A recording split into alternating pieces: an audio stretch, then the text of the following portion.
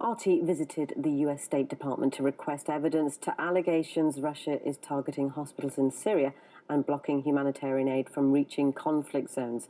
The State Department spokesperson reiterated the accusations and said he will no longer treat RT the same as other media outlets. RT's Washington correspondent Gina Chichikyan gave us her first-hand account of the briefing. Took some pressing and effort to get specifics. As you know, State Department's John Kirby has accused Russia of hitting 5 hospitals in Syria within the past few days. When asked by another journalist in which cities, Mr. Kirby did not seem to know or think it was necessary to share such specifics. I followed up on my colleague's question. Here. Don't you think it is important to give a specific list of hospitals that you're accusing Russia of hitting? Those are grave accusations. I'm not making those accusations. I'm telling you, we've seen reports from credible aid organizations that 5 hospitals and a clinic, at least one clinic. What cities, at least? You can go look at the information that many of the Syrian relief agencies are putting out there publicly. We're getting our information from them too. These reports. But you're citing those reports without giving any specifics. Because we believe these agencies are credible, and because we have other sources of information that back up what we're seeing from some of these reports. And you know what? Why don't you ask? Well, here's a good question. Why don't you ask your defense ministry what they're doing and see if you can get? No. If you give a specific list of hospitals, my colleagues who are listening hopefully would be able to go and ask Russian officials about a specific list of hospitals that you work for Russia Today, right? Isn't that your agency? Correct. And so, why shouldn't you ask your government the same kinds of questions that you're standing here asking me? Ask them about their military activities. Get them to tell you what, or to deny what they're doing. Specifics, it seems your response is, why are you here? Well, you are leveling that accusation. And if you give specifics, my colleagues would be able to ask Russian officials. Once again, you're just wrong. I'm not leveling those accusations. Relief agencies that we find credible are leveling those accusations. Furthermore, Mr. Kirby made it clear, had the questions come from somebody else, another journalist, somebody not working for RT, he would have answered differently. Be careful about saying your defense minister and things like that. I mean, she's a journalist just like the rest of us are, so it's, she's asking pointed questions, but they're not, from a state-owned outlet. But they're not from a state-owned outlet. The questions that she's asking are not out of line.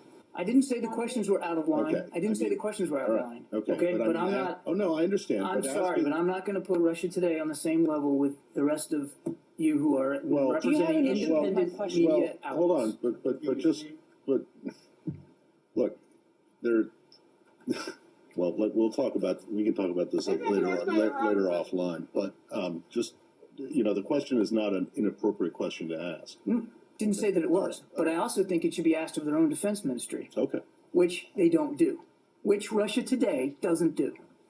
As I was walking out of the briefing room, an official from the State Department's press relations office caught up with me, said, "I'm sorry about that," and asked for my email to send the list of hospitals. I received that list. It mentions 5 hospitals reportedly hit by airstrikes. Among them, 3 hospitals in Atareb, in western rural Aleppo, and 2 others in Syria's Idlib province, in the towns of Benish and Marat an-Numan. The State Department official cited the World Health Organization as the source. Upon receiving the email, we saw a press release put out by the WHO this Wednesday saying 5 hospitals were attacked. The statement does not attribute blame. We cannot independently verify the reports at this time. I know my colleagues at RT in Moscow are planning to ask the Russian Foreign Ministry about these specific accusations this Thursday. Earlier, we heard from 2 former U.S. diplomats. Here's what they had to say on the matter. Watching Admiral Kirby performance and behavior, shameful, reprehensible, despicable. I mean, he really is an embarrassment to be in the position that he is and to have conducted himself that way. It is so unprofessional, and it borders on incompetence. I remember the good old days of Pravda when, there really was sort of a propaganda mill in the Soviet Union spewing out certain storylines. Well, I've now lived long enough to watch that same phenomena come from the U.S. media. They are so totally in the pocket of this administration that they're not even asking basic, critical, fundamental questions. They're accepting assertions by the administration for the most part, at face value, not challenging, not questioning. I guess there is very much a double standard on the substance of Aleppo. You know, here we have a Russian-supported Syrian offensive against al-Qaeda in Aleppo, which is strikingly similar to what is going on with the U.S. support for the Iraqi offensive against ISIS in Mosul. There's all sorts of understanding. In the case of Mosul, you have an offensive against a populated area held by a vicious terrorist group. No understanding of that situation when it comes to Aleppo, just unsupported accusations and not even identifying the sources of the accusation. It's hard to believe that this is being done in good faith.